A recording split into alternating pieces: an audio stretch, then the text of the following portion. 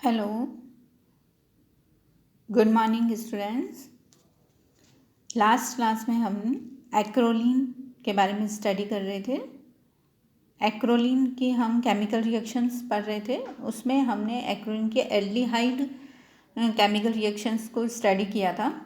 अब हम एक्रोलीन की डबल बॉन्ड की रिएक्शंस को स्टडी करेंगे। ये इसमें alkene C double bond C जो ग्रुप प्रेजेंट होता है उसकी अभिक्रिया हम देखेंगे। एक्रोलीन में एक डबल बॉन्ड एक इलेक्ट्रॉन दाता स्रोत होता है जो कि इलेक्ट्रॉन से ही अभिक्रियाओं को आसानी से पूर्ण होने में हेल्प करता है, लेकिन उसके साथ एल्डिहाइड ग्रुप जुड़ा होता है जो कि इलेक्ट्रॉन विड्रॉइंग नेचर का होता है। अतः एक्रोलीन का जो डबल डबल बॉन्ड होता है वो इलेक्ट्रोफिलिक रिएक्शंस को डीएक्टिवेट कर देता है, क्योंकि वहाँ पर पॉजिटिव चार्ज आ जाता है, तो वहाँ पर इलेक्ट्रोफिलिक सब्स्टिट्यूशन रिएक्शन इजीली नहीं हो पाती है। इस कारण यहाँ पर नाभिक स्नेही अभिक्रियाएं जो है वो बहुत आसानी से हो जाती है। Alpha beta unsaturated ketone ester आदि का द्विबंध नाभिक स्नेही अभिकर्मकों के साथ इजीली एडिशन रिएक्शंस देते हैं। अब हम इसमें पहले लेते हैं हमारी इलेक्ट्रोफिलिक रिएक्शंस। HCl के साथ हम इसकी अभिक्रिया कराते हैं। एक्रोलीन की हम असममित अभिकर्मक जैसे HCl के साथ इसकी एडिशन रिएक्शन कराते हैं, तो इसमें हाइड्रोजन परमाणु जो है वो अल्फा कार्बन पर और ऋणात्मक परमाणु बीटा कार्बन पर चला जाता है। देखिए इसमें हम देखते हैं कि हाइड्रोजन जो है वो CH पे जाके जुड़ रहा है और Cl जो है वो CH2 पे जाके जुड़ती है। ऐसा इसीलिए होता है क्योंकि एल्डिहाइड के डीएक्टिवेटिव इफेक्ट के कारण यहाँ पर जो HCl का एडिशन होता है वो एंटी मार्कोनिकॉफ रूल के कारण होता है। ये मार्कोनिकॉफ रूल को फॉलो नहीं करते हैं। नेक्स्ट हमारी रिएक्शन हम कराते हैं Br2 के साथ अभिक्रिया। हेलोजन के साथ एक्रोलीन की अभिक्रिया हम कराते हैं जो कि बहुत ही नॉर्मल रिएक्शन होती है। ये है एल्कीन बॉन्ड पर जाकर Br2 ऐड हो जाता है और ब्रोमीन जो है वो जल को रंगहीन कर देता है, तो इसमें डाइब्रोमो कंपाउंड बनता है।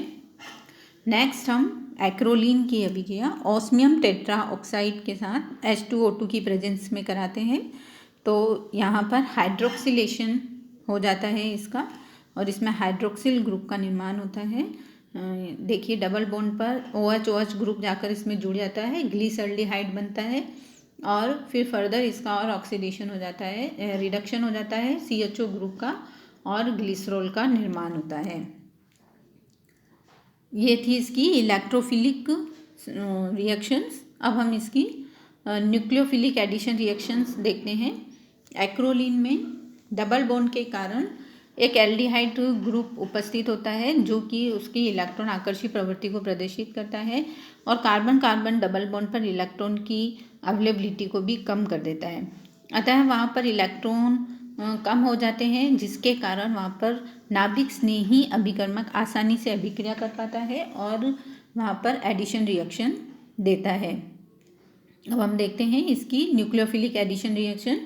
एक्रोलीन पर हम HCN की रिएक्शन कराते हैं, तो इसमें HCH पे जुड़ जाएगा और CN CH2 पे जुड़ जाएगा और इसमें साइनोहाइड्रिन कंपाउंड का निर्माण होता है। इसी प्रकार से इसकी दूसरी रिएक्शन कराते हैं एनिलीन के साथ। एनिलीन भी इसमें एडिशन कंपाउंड बनाएगा।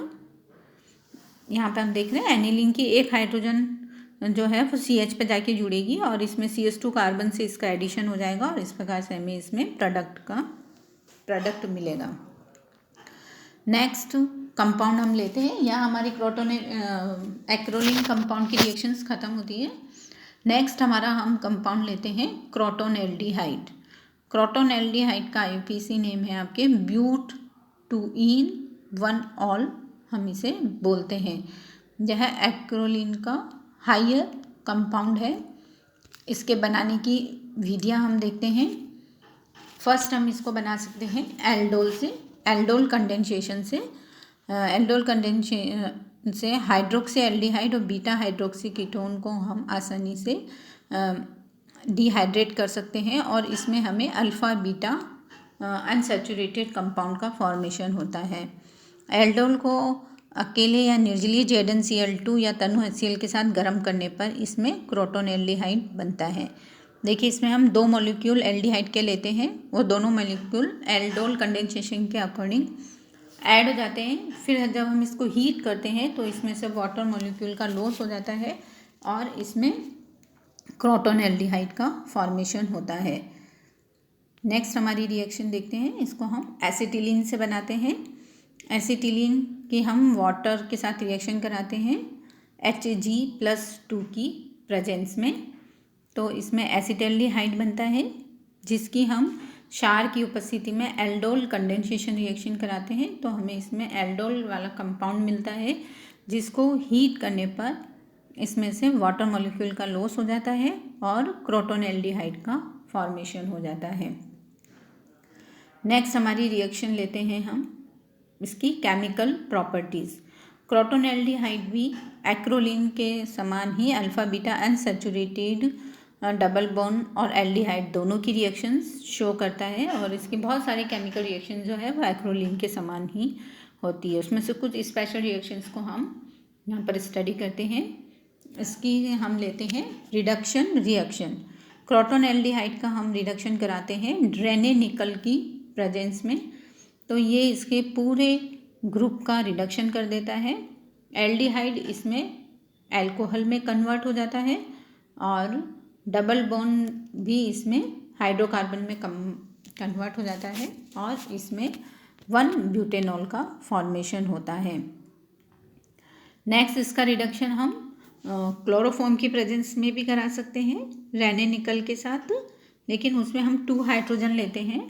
इस कंडीशन में इसमें रिडक्शन में सिर्फ डबल बॉन्ड का ही रिडक्शन होता है, CHO ग्रुप का रिडक्शन नहीं होता है, तो इसमें हमें मिलता है ब्यूटेनएल्डिहाइड।